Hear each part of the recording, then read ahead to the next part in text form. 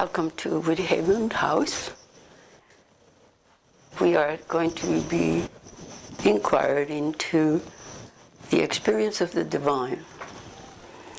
Now I know that that word, the divine, means a lot of things, different things for many different people. So we are not going to cover all of what it means. But what I will ask you is that you look within yourselves and see what that word means for you now, what you have been thinking the divine is for you, how you approach it, what beliefs you have, what faith you have, what theory you have, or what you don't have about it. But if you're here, you must be interested. Obviously, we all are. So we want to inquire into this idea we have of the divine as an idea, and also as to what it has been for thousands of years, some experience within human beings. Otherwise, it wouldn't be in the consciousness of today. Why would that persist if it doesn't have some meaning to people? But it has different meaning for different people.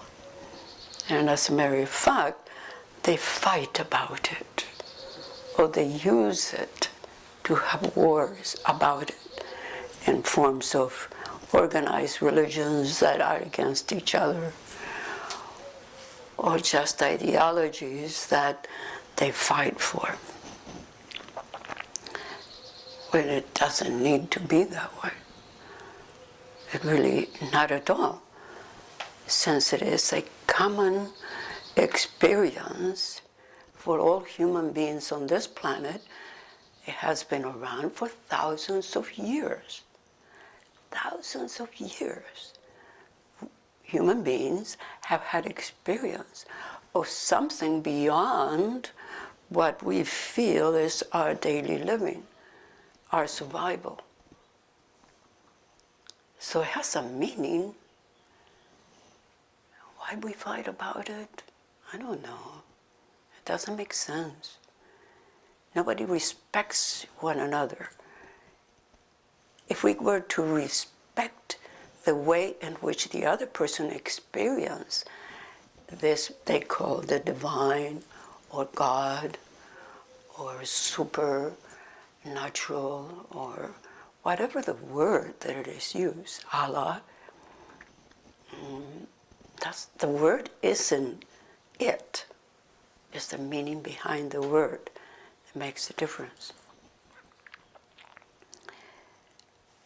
So for thousands of years, people have honored or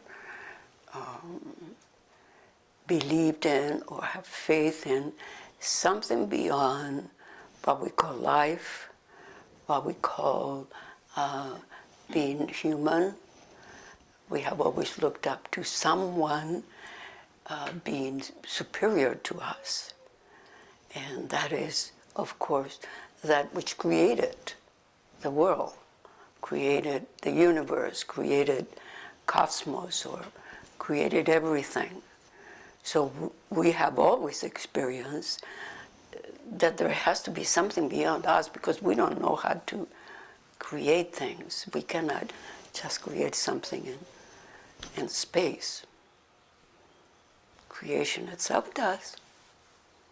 Whatever creation is, no matter what you call it, no matter what your experience is.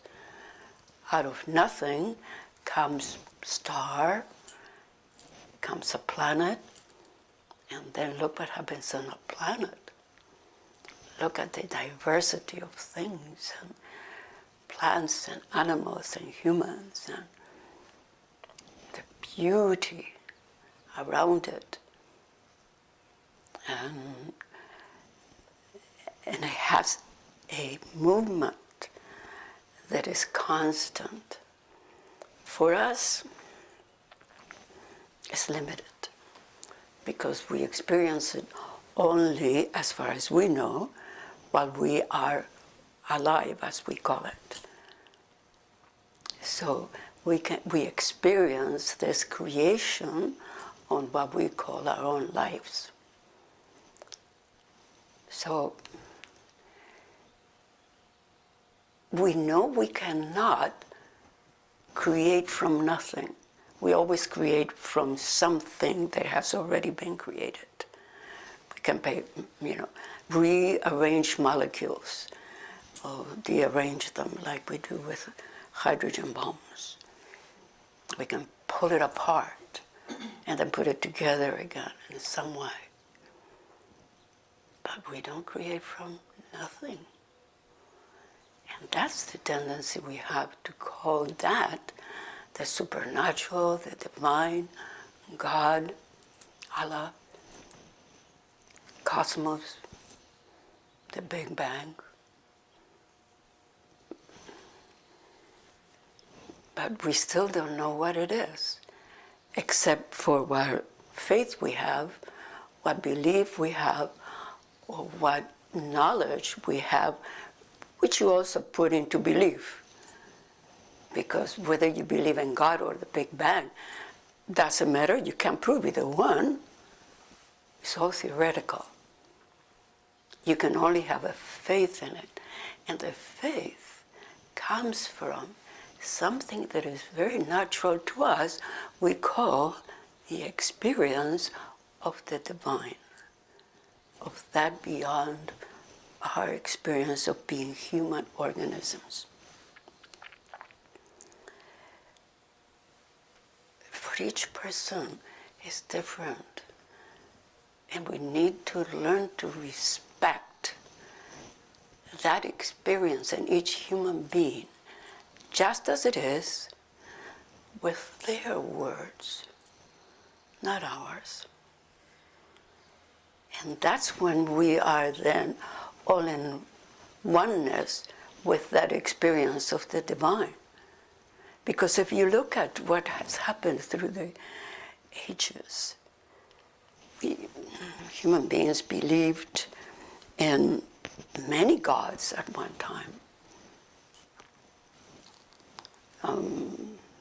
Because we changed the many gods in some religions to saints, to which they're prayed to, and so on and so forth.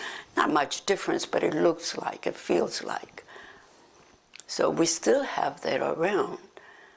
We still have beliefs in other things, other people or other beings beyond us that can help us and pray to, and so on and so forth. It's still going around. Then it was somehow singled out to just one God, one person like God. And that's been the divine for many people.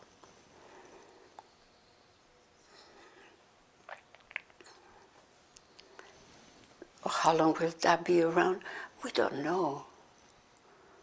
If you notice, consciousness has changed. Beliefs have changed. New Age, for example, New Age approach is still pretty much like any religions that we have had in the past. It's not very different, but words change. The way in which we talk about it change. But my question to you is, has your experience changed? That's what I want to respect, is your experience of the divine.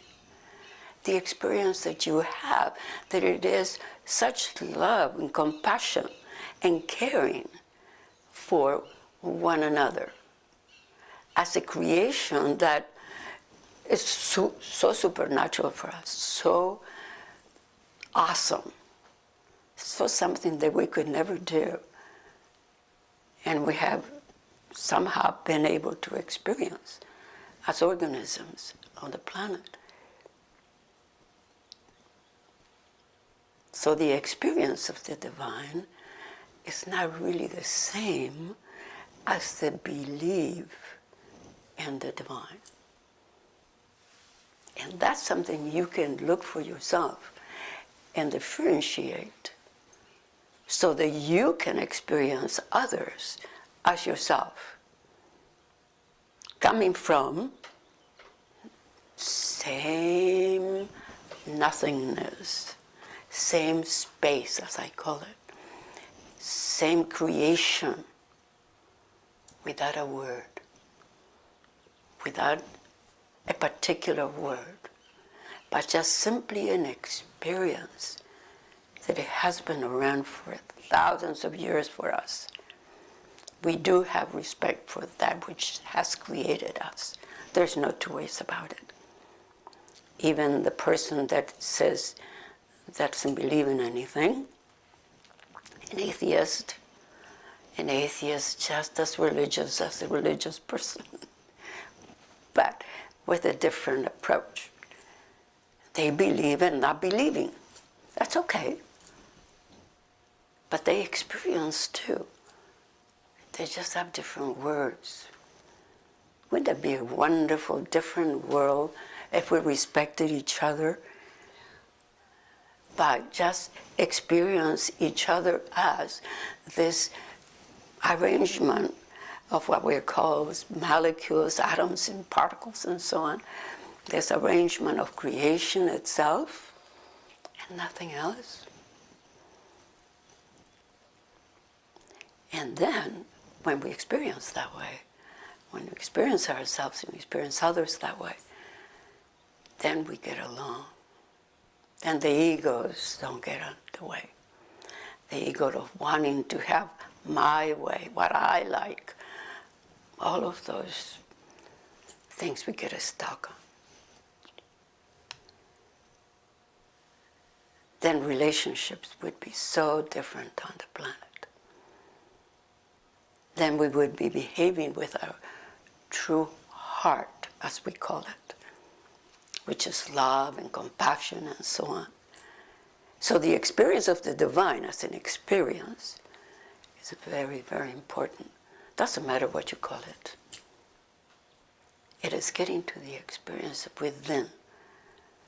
If it has been on this world and humans for this long, how can it be something of a force like? It is actually a force. If you stop to look at, we know by just appreciating what is in space. Anytime you go at night and you look at the stars and the planets and so on, you have to see that there is some tremendous force to get, to produce, to create these heavenly bodies and our own earth. And look at the different things that the earth creates. Look at these beautiful flowers. Look in the differences. And then look at each other and look at the differences within you and outwards and inward. Look at the force that creates all of these things. Just even when you think of an earthquake, when you think of rocks, I don't have a rock to show you, but sometimes they pick up a rock and look at the different stratas and you see minerals that have been pulled together. And you will see that force of creation. You will be in awe just looking at a rock. And they're usually very beautiful. And if you look at yourself, you look at another, and look at how we're put together, and you wonder about these hands and these eyes that see and the ears that hear, and the aromas you can experience and what you can feel. How awesome it is to experience oneself as a human organism on the planet. I look out there in the sky at nighttime, always with such gratefulness, and my question is, what are these eyes that see? Can animals see that way? Can flowers see that way? I don't know. I know humans can. And I wish everyone on the planet could see with that kind of awe, that kind of appreciation for creation itself. That's a divine experience. And I'm grateful for it. I hope you're grateful for your own experience. To live with the experience of the divine every moment of your life is to live what it is to be human, totally human, a human being as it has been created.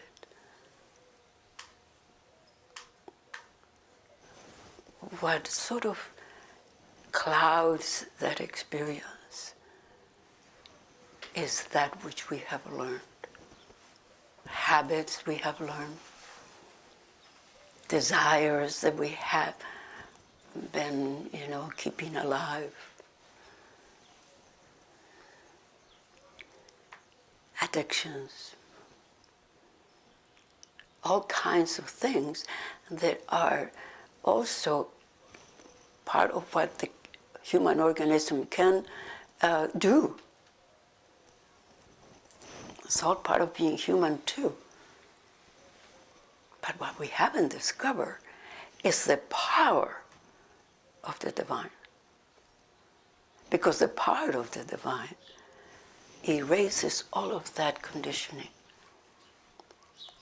You don't have to believe these words. Please listen without judging or evaluating, without believing or disbelieving, without comparing, just listening. I want to listen to you too in the same way.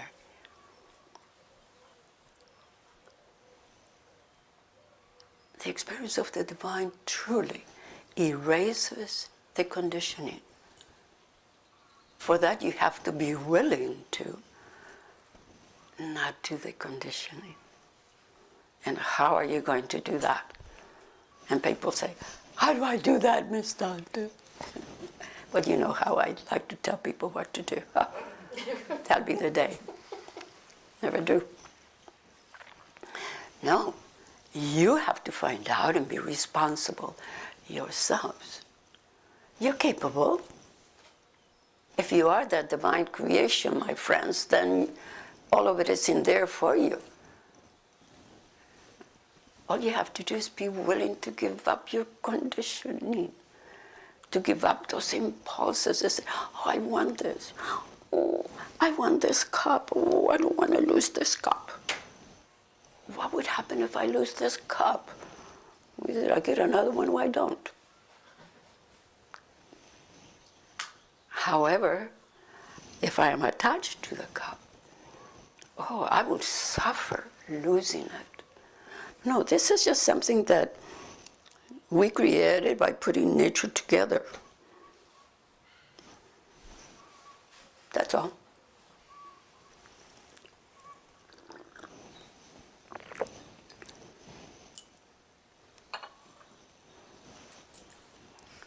So looking at the divine is something we can do every day because it is us.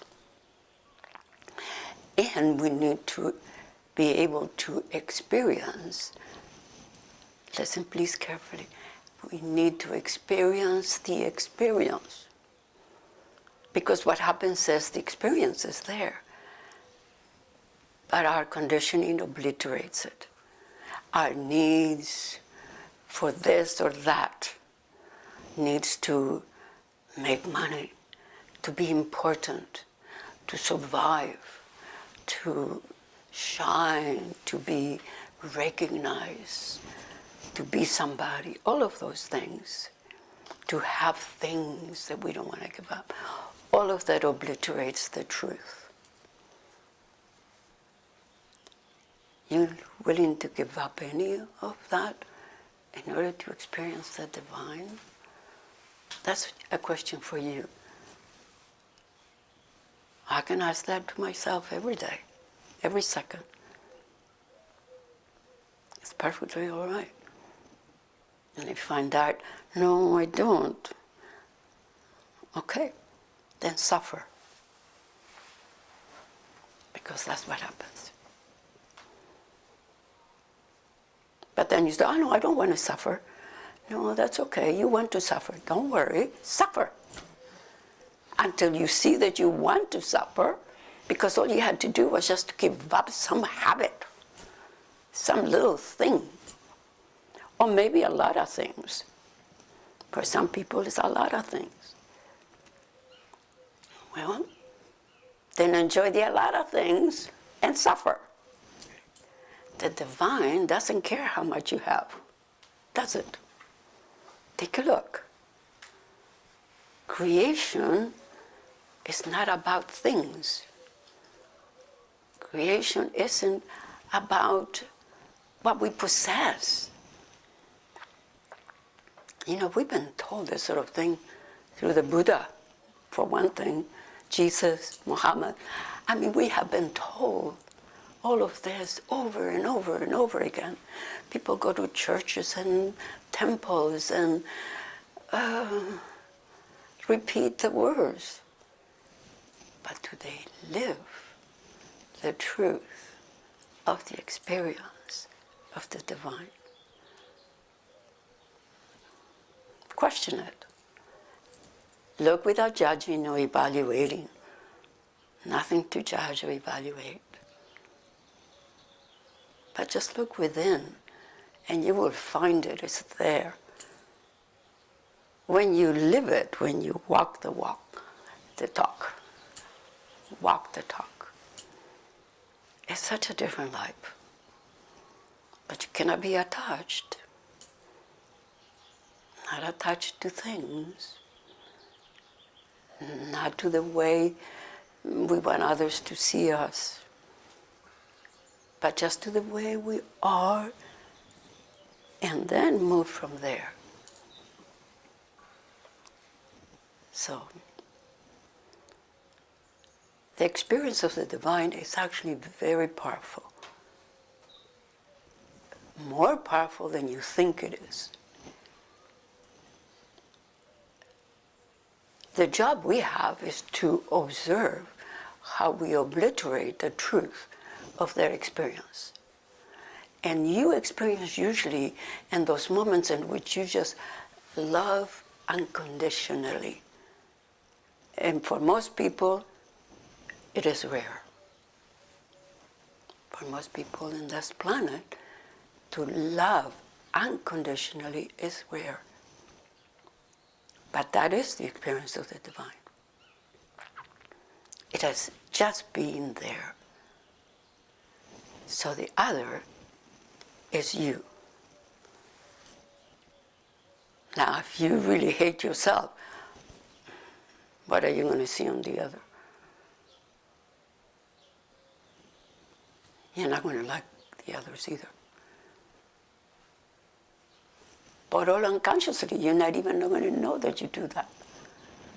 So waking up to the truth means you are in direct experience, as I said before, experiencing the experience of the divine. That's the original nature, what we truly are. That's what we're doing here, evolving as human beings. And we all know it somehow up there. Now, your job, our job, I should say, in consciousness on the planet, is to be able to let go of the conditioning and experience directly that which is so common to all of us. And we're calling it the experience of the divine. So, thank you so much for listening today. I appreciate it. Your turn. Questions, comments, and as I always say, complaints. I take them well.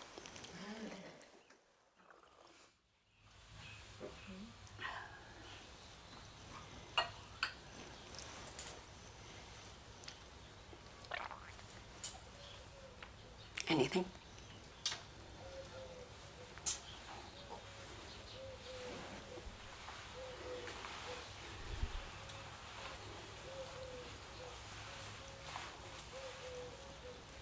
I liked what you said about not being attached to things. It made me feel like it's really about priorities. If you make having a spiritual experience your priority, whether or not you have things really isn't that relevant. And for me, we were just talking about this recently because for me, life, I start to feel that I feel run over by my life sometimes. And when I start to feel that, I realize, all right, my priorities are off here. And it's more about being present and having meditation and focusing on keeping myself centered and all these things, and in touch with my deeper self and all of that. And then everything seems to work. Mm-hmm. It lines all the gears up so that life works smoothly. I think a lot of people do it backwards. They try to make life work smoothly to get in touch with. Yeah, that's true. If you get in touch, then the gears all line up, and then we get in that state where it's like you're hitting all the green lights, and you think of something, and somehow a week or something later, somebody comes up and it falls into place, and that kind of thing. People appear, things you need appear, and it just all kind of just flows along. True. Yeah. Yeah. Practicing what you're talking about is a kind of a practice of way of living, correct? Yeah. And that's very important. Very important. And each person has the privilege of doing it their way, not somebody else's way. That's why I never teach people, tell them how to do anything. You meditate your way. I will give you books. You can check and see how many different ways you choose. It's whatever works for you. People should be free to unfold their way. Not through a particular way of believing, because somebody else says so. Because if we are part of the universe, of this enormous power, then we are free to unfold in whatever way that particular organism is going to unfold, just like a rose will unfold in the way this rose is supposed to be. Not like this other one, which is this is an orchid. No? Respecting your own way of unfolding and not making it wrong, or somebody else and making them wrong. Thank you. Who else? Anyone? I loved what you said about being an atheist. Yeah. I really love that because I live with someone who claims to be that, and I can see that he has such strong beliefs, and I never thought of it that way. Yeah. And it's okay, Yeah. So it's like, okay, let's say I am a Buddhist or a Christian, and you are an atheist. We just fighting about beliefs, but we don't see it that way, I would think that you are not, that you are in belief, and you say, no, I am in belief, And if both persons or both people would look at it that way, yeah, we're just into belief systems. Okay, let's respect each belief system. But the atheist has to see that they have a belief and not believing. And I also loved what you were saying. I think of experience the divine, and what you said made me think of synchronicity. Oh, yeah. It seems in my life when that happens, I'm living a much more conscious life. Mm-hmm. More aware, maybe? Yes. Okay, thanks. Thank you. You had something, or you were just fixing it? Yeah, no, it's just... All right. Anyone else?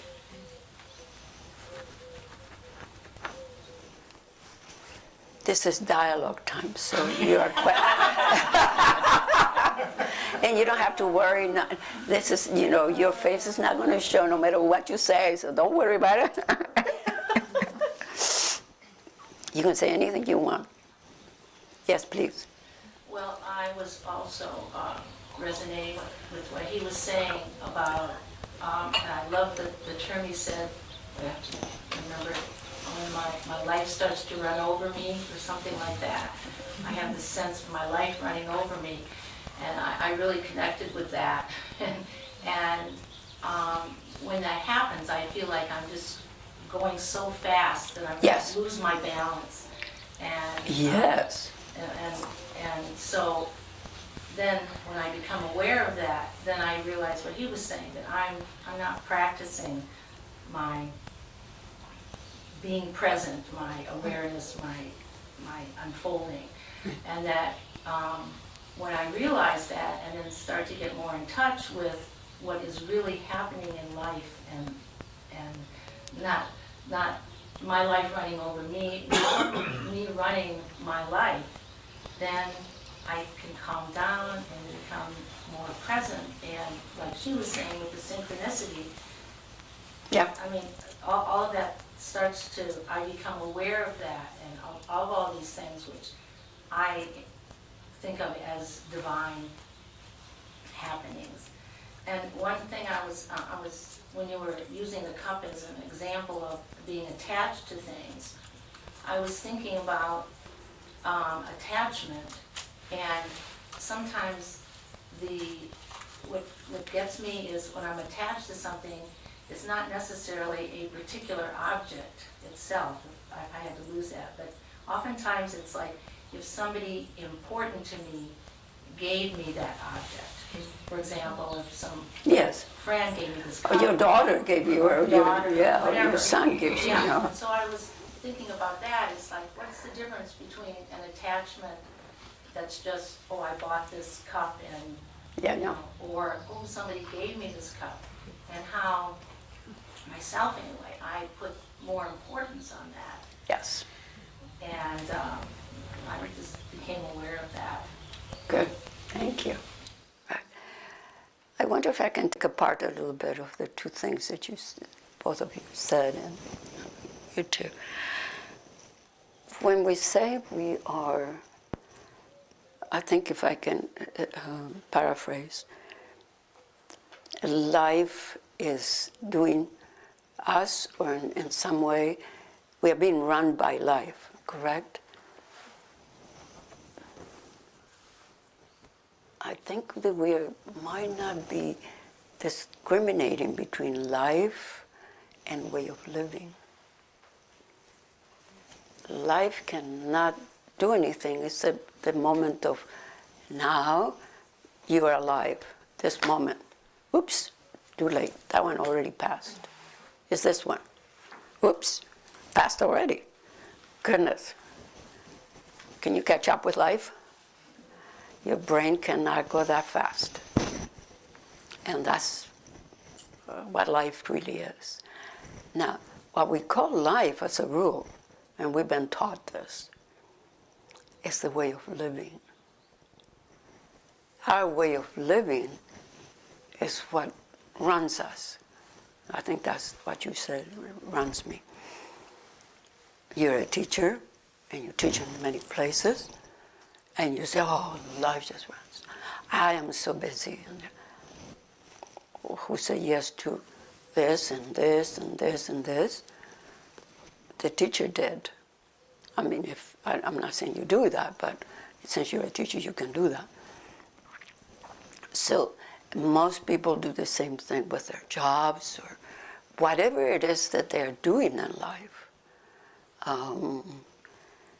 If I am building a cabin, for example, in the mountains, and I live in the city, and I have a job, and then I go the weekend to my cabin to do the cabin and blah blah, and I rush to do as much as I can that weekend because I want to enjoy it on the weekends ahead, and I am killing myself.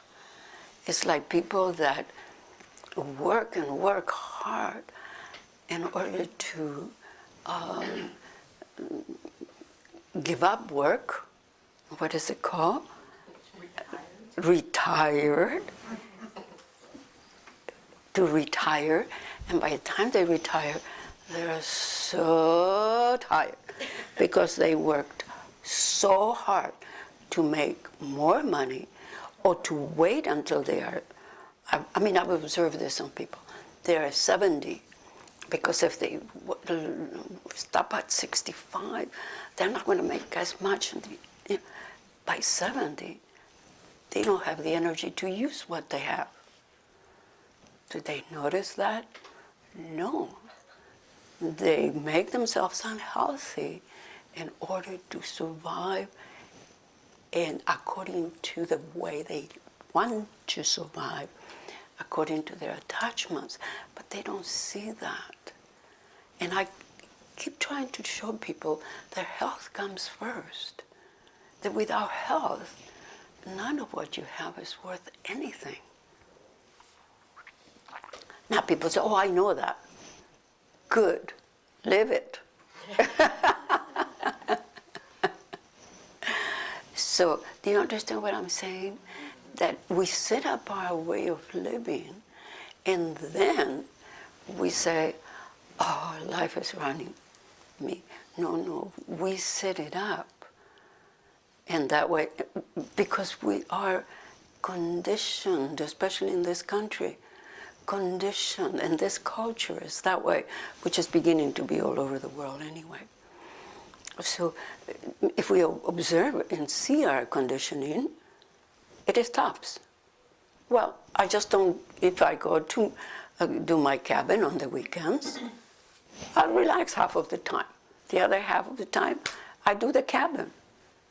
Then I'm enjoying the place that I'm going to be living in on weekends when I retire, and at the same time build the cabin. Oh, no, you can't do that. It has to be done now. But we don't see that. We don't experience that. It's the way we've been brought up, and what runs us is the way in which it is in memory. It's normal. Nothing to criticize. It's just something to wake up. Wake up to it. That's all. Simple. With all the love that you have for yourselves. All right, who else? Thank you. Yes. Well, when I was thinking about the word divine, I associate that with religion, and so that doesn't work for me very well. But what I realized is my experience that seems like it might fit into that is of something sacred.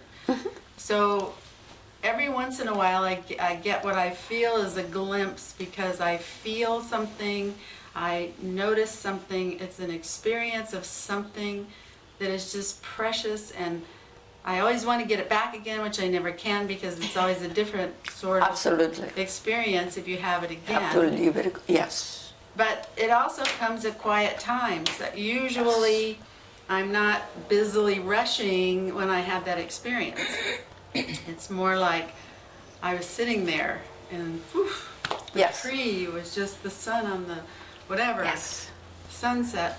And so it seems like we are counterproductive to having an experience of living life as the divine or as the sacred, and talking about setting it up, the lifestyle that we think is very important, and in fact some people do have to do it to survive, but if you could be aware at the same time that there's something else.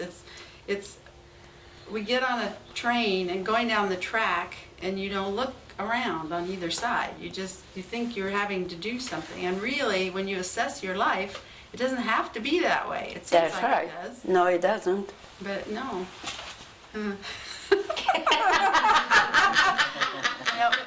Thank you. It's the way of always bringing it back to yourself when you're talking. Oh, really? Where did that come from? Very good. Excellent. Okay, please. I was thinking about the chainsaw. The what? The chainsaw. Oh, the chainsaw. Yeah. And I was so in the divine because the birds around here, Yeah. and the sweet little breeze and the scents, it's all just exquisite. And how easy it was for me to get there. Yes. It was the divine for me. Yes. But then the chainsaw. And I wasn't really able to have the chainsaw be a part of it. And I realized the chainsaw is one of the more obnoxious sounds around. But say that again, please. Well, a chainsaw is one of the more obnoxious sounds or experiences, at least for me. For you. Yes. Because it's something that you hear often? No. It's just a particular sound. Okay. Yes, yes.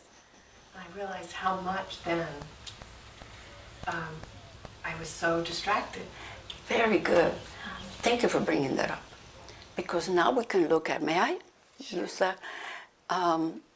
If you observe, you are having the experience, but a memory of dislike of the sound takes you away from the truth.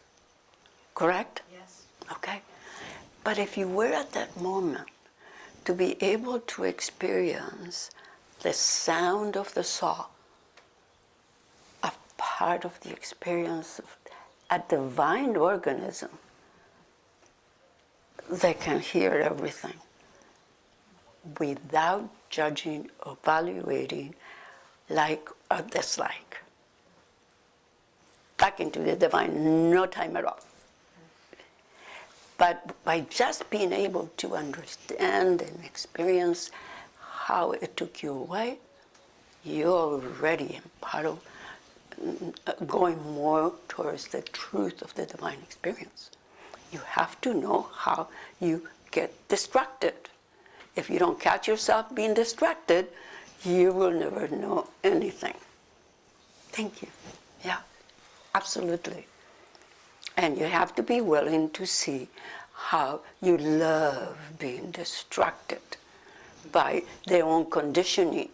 Not in this case so much because you are disturbed, you want to get back to it. But for most people, they want to get into that which they like. And so, chocolate, I'm in the divine experience. Oh, I have that chocolate thing. Then experience the divine, forget the divine. Give me the chocolate. Give me the fun. Give me this. Give me that, It's almost like shooting up. Poor people, I swear.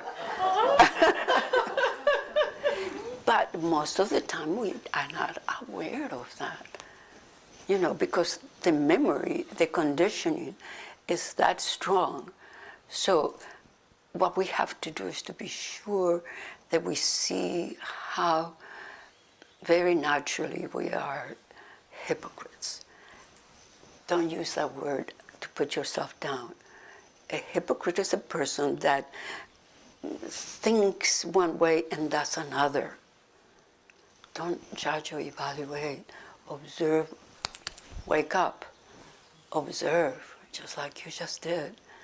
Without judging or evaluating, next time, when that chocolate is more important than the experience of totality or the divine as we're calling it, see if you can really let go and see that you're not going to die if you don't have it.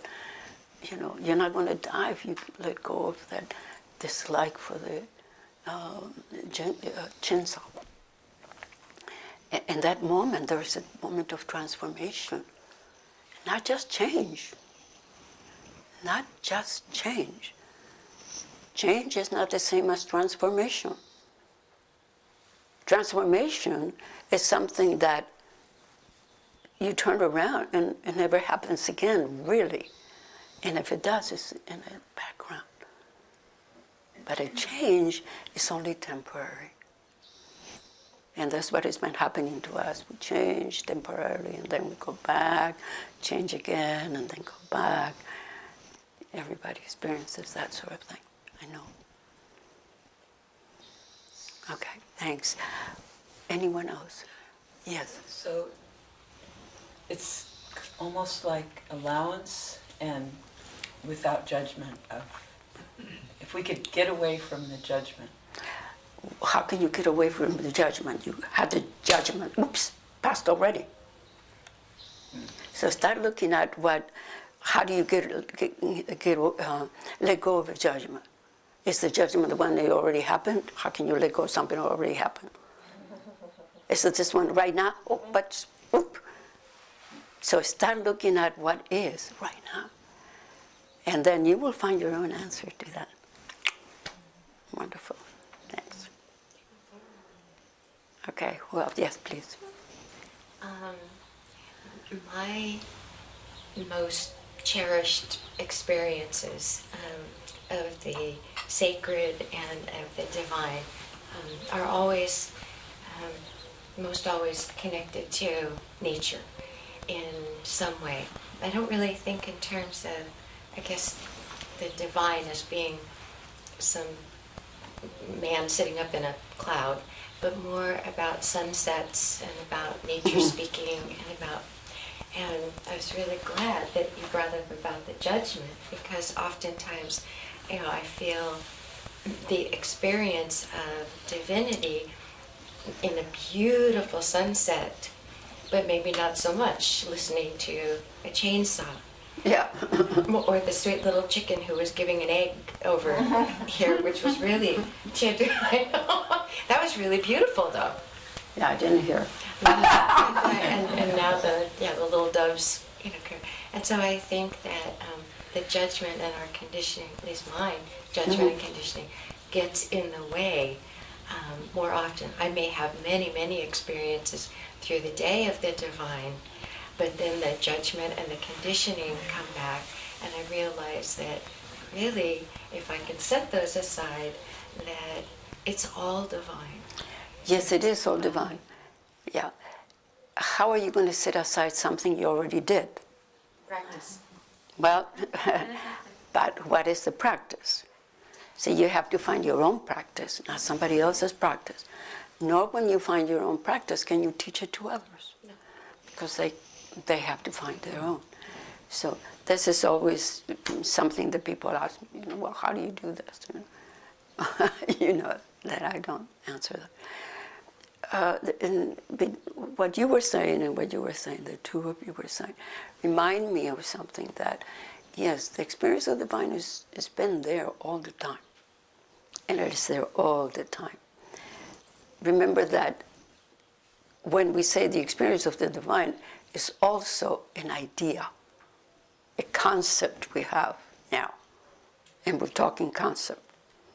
It's not the same, that's the experience itself. How many times when we were children, or maybe only one time when you were a child, you might have had an experience that was so profound, and it was of love or something that you wanted to give, an experience that is so different from the usual child experience of, this is mine, you can't take it, or get out of my way, or whatever it is that children do when they play with each other, But an experience that was beyond all of that, but an experience very profound that you lost. Not because your parents did anything to you. No. Not because society did anything to you. Please just stop blaming anybody. No. Because you naturally put it away. Because you function that way. You put it away so you can survive. Please be responsible for that. Give up your idea that you learned from psychology. It's all society, it's all your parents. If you are the age you are now and you're still blaming your parents, please take a look again. Well, yeah, I hear this all the time, my sweetheart. It's true, isn't it? Absolutely. No, you're so far from the divine, you know, if you're still blaming. And I've seen 80-year-old people who still blaming, you know, but that's what we do. So if you're here and you're listening to this, you have an opportunity to wake up to it. So if you had an experience and you put it away, look and see how you're still stuck and pushing it away. You're responsible for that, not anybody else. Only you. So if you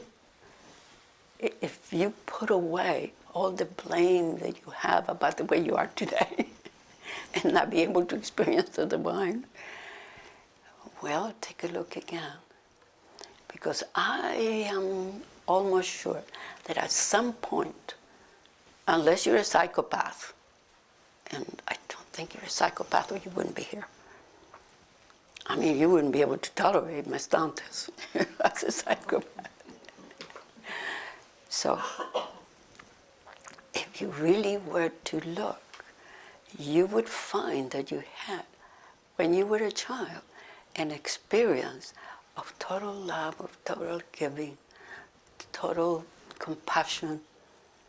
And then you probably had to let it go to survive. And today it stays there in what you call your heart. And then you're always giving and doing something for someone else. But there's also that conditioning said, and what is in it there for me? Or I gave you, you give back. Look all I did for you. Huh? And now what? You know, want to get back. That's part of the conditioning, part of the acculturation. It's not the original experience of the divine. But if you're here, you already had that experience. And probably when you were a kid. And that's what brought you here today. But you probably don't remember any of it. For some people it was very profound and they never forgot it. For some people it's, I had this and my parents killed it. Or my teacher, I had this teacher. I mean, I've heard all kinds of things, you know, all kinds of reasons. And some, they never remember any experience, but they never take the responsibility of them having put it away to not live it, because the survival and the style in which they learn is more important. And that's how our brains work. But you're here listening to some things. Don't believe what they believes these words, please. Just look for yourself and see. It is up to you. You are the divine. You are the divine creation. And it's up to you to discover it in the moment of now and live it. And your life would be, the way you live it, it would be such a different experience than it is now, maybe. It's up to you. Yes, please. Well, I was recalling as you were speaking what you say about every moment is full of all the possibilities. Yes. So that's like a starting over. So that's like a not being able to blame, because at any given time, the possibilities are all there to start over or to change or to live. To transform. To transform. And change too. But don't forget transform. Because I think our thinking goes, well, this is how I am, and it's a big deal to change it. It's hard, and it's, Oh yeah, I don't know how to do it, and But at the same time, somehow letting all that go But opens it up. what stops it? What stops that though? What stops that opening up and letting go? Well, your old thinking, old Meaning? memories, and Like what? experiences. Well, it hasn't been easy, and I've never done it before. I just, Oh, you've done a lot of it. things like, I don't know how, or I like how it is. Thank you. I've No, set it stay up. there, stay there, stay there, stay there. That's good. I like it the way it is. I don't want to change it. But you're honest, and you get to that. Majority of people don't. They say, no, I don't want it the way it is. I don't like my situation. Well, but who gave you the situation? Well, not me. Well, if not me, who? You had something? You're just reading my mind or something. You know, I think the patience in which I've had to allow myself to move in and out of the experience. Do what? To move in and out of the experience, because I can have that experience of the divine and then, you know, however long or Yes. whatever conditions, and then I'll catch myself out of it. And I've learned to be a lot more loving to myself and a lot more gentle with Oh, yes. not expecting everything right here and now in that whole transforming of what I can understand your meaning. There's a process in that Yes. transformation. It Yes. doesn't just happen because we're sitting here in front talking to you, or it doesn't just happen because I've got all the money in the bank and everything's perfect That's in right. the conditions of my life. So as I'm hearing Ann talk, I think that's the one thing that that's been the most profound thing lately for me, has been learning to be more patient and kind to myself around that whole process of transforming and unfolding. As soon as you see how critical you are of yourself and that it doesn't work, you're patient. Yeah, That's the truth. yeah, It doesn't change. For you to be critical of yourself Yeah. doesn't change you. I mean, how long have we been taught to criticize ourselves? Has humanity changed with all the criticism? No, we're still having all kinds of trouble. Yeah, a huge part of our conditioning. It's part of our conditioning. Particularly in this country. I mean, I've noticed from friends that have Yeah. lived in other Well, I come from a cultures. different country and it's the same. It's the same thing. Most all cultures then. Yeah, yeah, yeah. Because we believe that if we criticize the kid's going to change. Not necessarily, right? You're a teacher, so of little children. No, not really. Thank you. Yeah, all right. Anyone else, please? Back there? No? Yes, please.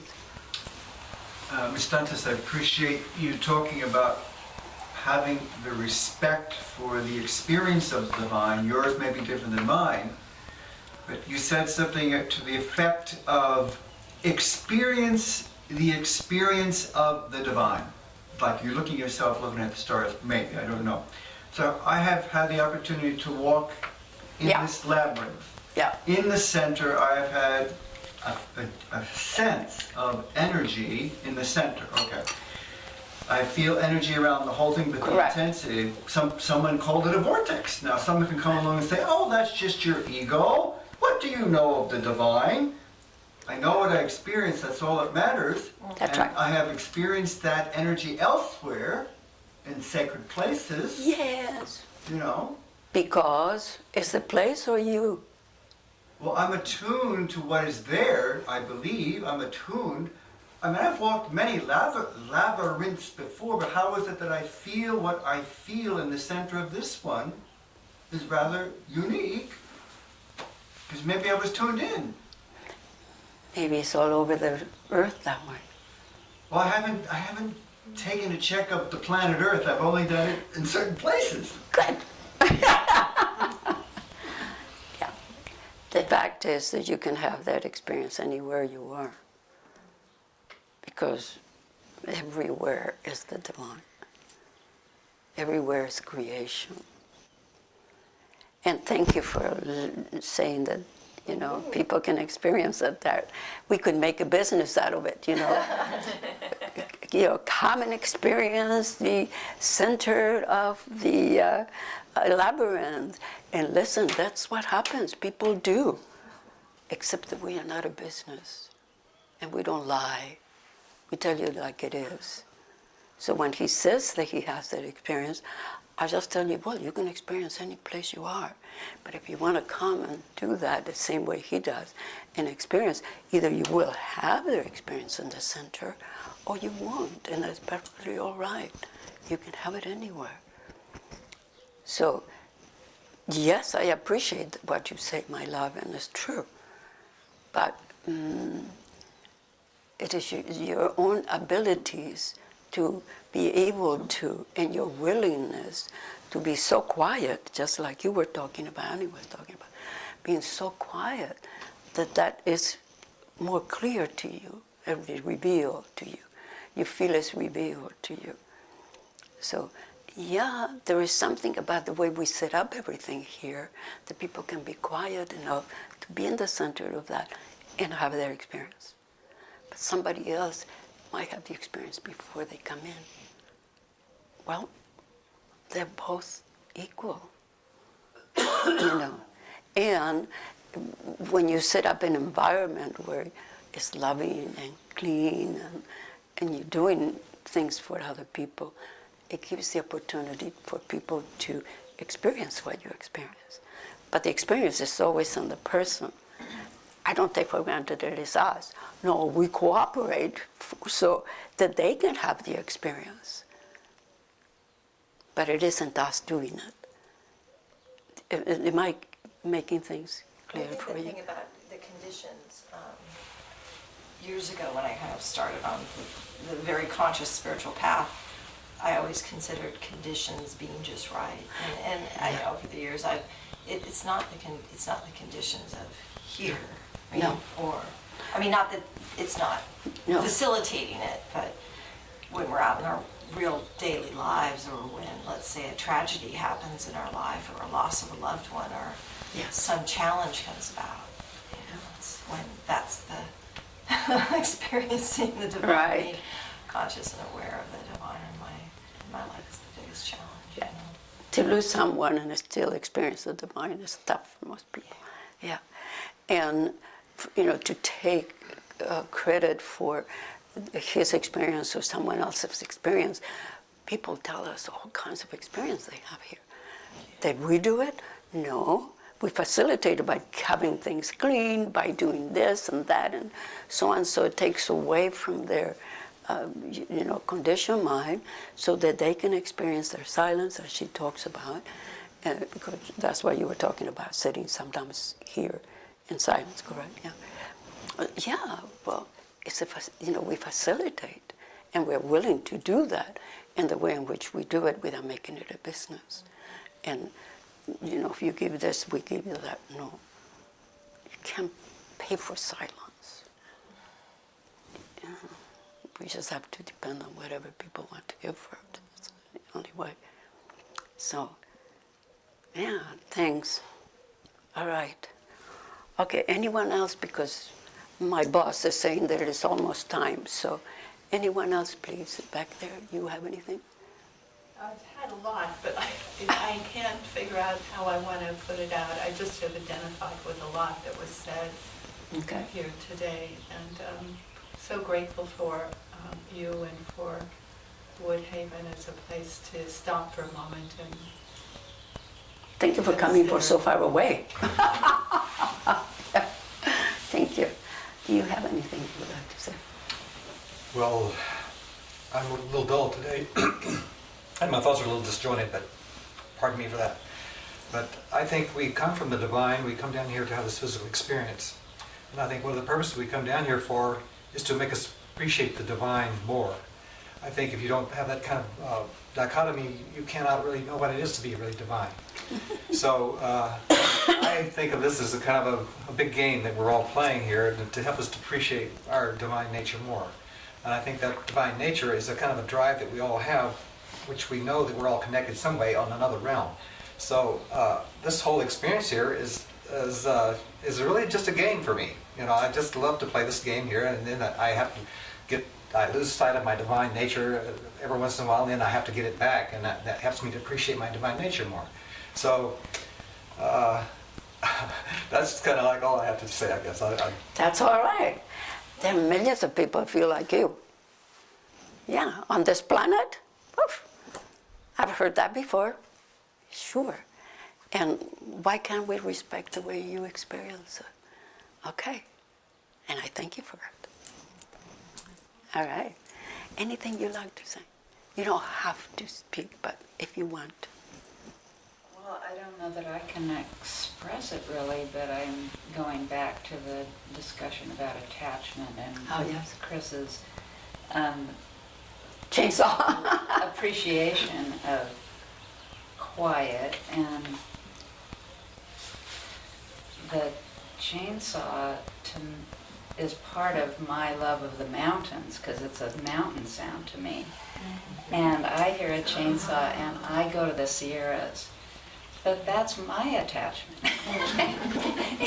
So I've just been playing with how do we love without attachment? And it's as soon as we start coveting a sound, we call that, I love that sound. I've heard myself say that. I heard it the other day. Someone in my neighborhood was doing some tree work, and I heard the chainsaw literally. And I thought, oh. It's like being in the mountain. So, where does love of and appreciation and attachment, where do they begin and end? And so I've been playing with that. And Well, just keep on I have no looking. answers whatsoever. That's good. That is a way of living life. Questioning until you get your own answer, not somebody else's. And then we listen to each other, just like we listen to each other here without judging or evaluating, and allowing people to experience whatever they experience. And you just do the same. You are asking the questions that are right for you. So thank you. Thank you for sharing that. That's great. All right. Anything you would like to say? No. Yeah, I've been on a journey looking at the ways in which I've tried on labels of experiencing the divine in my life. And it was last year, in my 58th year, that I dropped trying to find a way with a label attached to it of experiencing the divine. Yeah. And it was very freeing. Very freeing. Very Yes. freeing. And fits me better. Yeah. That all those years of effort and attempts to discover, it seems so, I know this is a judging word, but I was going to say silly now, that the trying didn't get me To where you wanted. to where I wanted. But it's part of the way, and it's part of the path. Part of the path. Part of the path, not silly, not bad, not good, not indifferent. Just part of the path, and everyone's so a little bit different. And if we can appreciate that and care for their path as they're going through, in whichever way they have to go through, it's just the way it is. Yeah, thank you so much. I appreciate that. Did you want to have anything? Okay. I know it's time, so we're going to have to stop. And, I can go on forever, so I appreciate very much your presence. It's been wonderful.